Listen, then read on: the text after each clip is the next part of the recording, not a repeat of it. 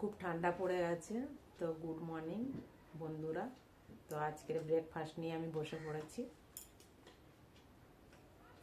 দুটো রুটি কুচে কুচে নিয়েছি আর একটা কলা আর কপি আলু ভাজা কালকে গার, রুটিটা আজকে গার, আর এই দুটো সন্দেশ আছে।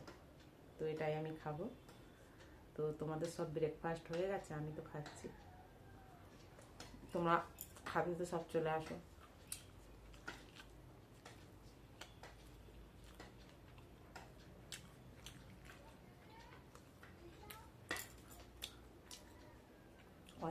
অনেক কিছুই জিনিস আছে।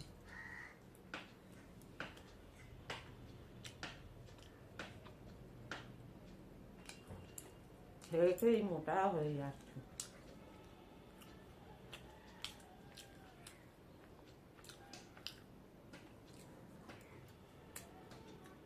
এই কলাটা আমার বাবা দিয়ে আছে।